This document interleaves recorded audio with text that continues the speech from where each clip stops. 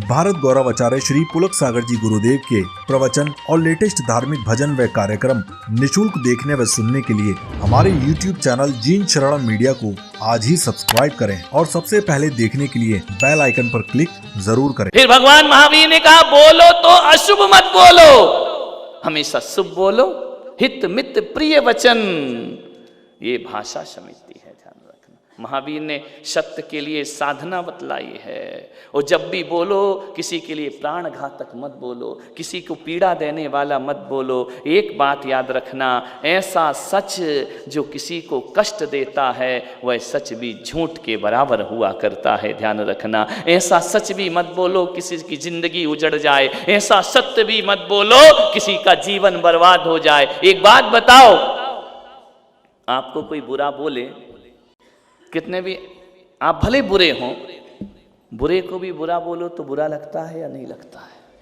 बोलिए। आप यदि काम नहीं करते, काम चोरी करते हैं, आपको मालूम है मैं काम चोर हूं, फिर भी कोई आपको काम चोर बोले तो कैसा लगेगा? बुरा लगेगा ना। और आप जानते हैं कि मैं सचमुच ऐसे ही हूं, लेकिन फिर भी आप जैसे हो वैसा सुनना पसंद नहीं करते हो। तो महावीर कहते हैं कि किसी लंगड़े को लंगड़ा मत बोलो, वो भी जानता है मैं लंगड़ा हूँ, तुम भी जानते हो वो लंगड़ा हूँ। महावीर कहते हैं बोलने की ज़रूरत क्या है?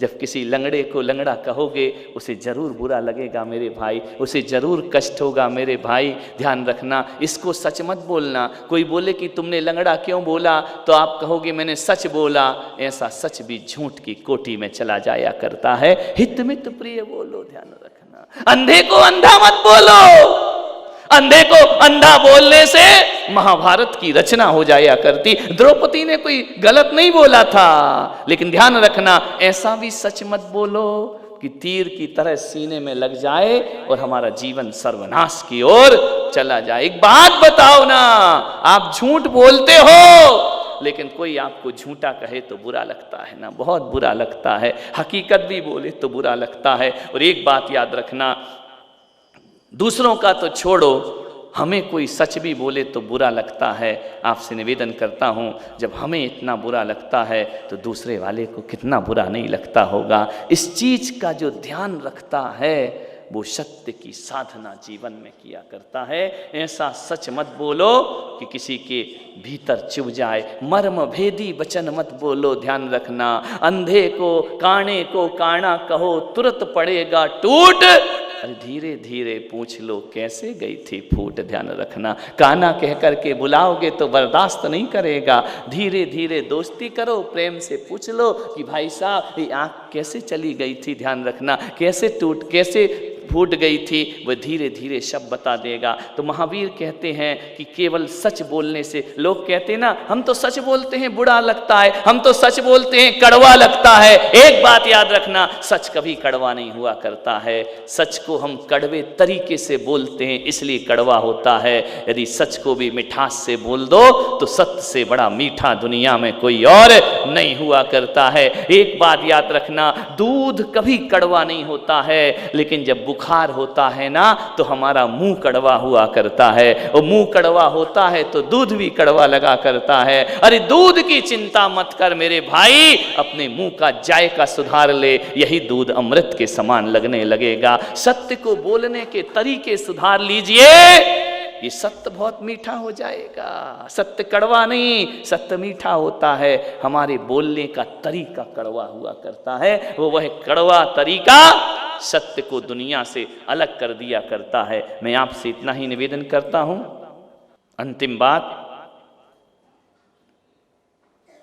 किसी देश के राष्ट्रपति को अदालत में पेश किया अमेरिका के, और कहा गया कि इस धर्म शास्त्र पे हाथ रखो और बोलो जो भी बोलूंगा, बोलो अभी तो बोल दो झूठ, जो भी बोलूंगा सच बोलूंगा, सच के सिवा। अमेरिका के राष्ट्रपति अदालत में खड़े हुए, बोले रखो अदालत इसमें हाथ धर्म ग्रंथ पर। उन्होंने कहा मैं हाथ नहीं रखूंगा। बोले क्यों? बोले नहीं मैं हाथ नहीं रखूंगा। मजिस्ट्रेट ने कहा कि तुमको हाथ रखना पड़ेगा, शपथ उठाना पड़ेगी। राष्ट्रपति ने कहा कि न्यायाधीश महोदय, मैं धर्म ग्रंथ पर हाथ नहीं रखूंगा। बोले इसका मतलब तुम झूठ बोलोगे? उस राष्ट्रपति ने कहा कि महोदय, सच बोलने के लिए किसी ग्रंथ पे हाथ रखना जरूरी नहीं हुआ करता है, ध्यान रखिए। कोई जरूरी नहीं है कि सच तभी बोला जाए जब ग्रंथ पर हाथ रखा जाए। मजिस्ट्रेट ने कहा कि तुम्हें बोलने में दिक्कत क्या है, तुम हाथ रख क्यों नहीं देते जब तुम सच बोलते? बोले बस मैं हाथ नहीं रखूंगा, जो भी बोलूंगा सच बोलूंगा, धर्म ग्रंथ नहीं छूंगा मैं। बोले क्यों? बोले मैं मानता हूं कि सत्य के लिए, सच के लिए, सत्य के लिए कसम की जरूरत नहीं होती है। कसम तो झूठ खाता है, ध्यान रखना। ये जितनी अदालतों में धर्म रामायण पे हाथ रखते सब झूठे लोग हैं, ध्यान रखना। कसमों का सहारा झूठा व्यक्ति लेता है, सत्यवादी कसम का सहारा नहीं। लोग आते ना कि महाराज कसम से मैं सही बोल रहा हूं, बस वही डाउट हो जाता है, तूने कसम क्यों खाई? ध्यान रखना, कसम खाई इसका मतलब तू सच नहीं बोला करता है। सच बोलने के लिए कसम की कोई जरूरत नहीं हुआ करती है, आपका व्यवहार आपकी सत्यता बताएगी। उस राष्ट्रपति ने कहा कि मैं कभी झूठ नहीं बोलूंगा। मेरी मां मुझे, बोले वजह क्या है?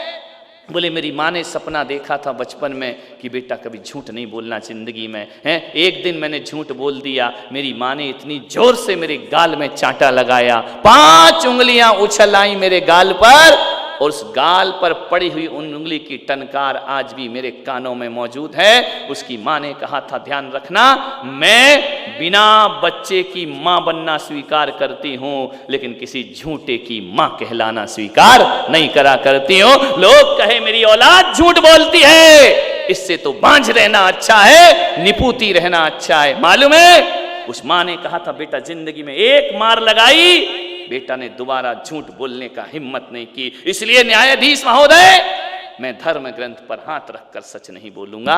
मेरी मां ने जो गाल में चांटा लगाया ना, वो किसी धर्म ग्रंथ गीता बाइबल से कम नहीं हुआ करता है। उस दिन से मैंने शपथ ली कि कभी झूठ नहीं बोलूंगा। जानते हो वो कौन था? अमेरिका का राष्ट्रपति अब्राहम लिंकन बन करके खड़ा हो जाया करता है। ध्यान रखना, मैं झूठ नहीं बोलूंगा जिंदगी में कभी भी। अमेरिका में ऐसा राष्ट्रपति पूरे इतिहास में पहला मिला होगा जिंदगी में। ध्यान रख, उस आदमी ने कभी झूठ नहीं बोला जिंदगी।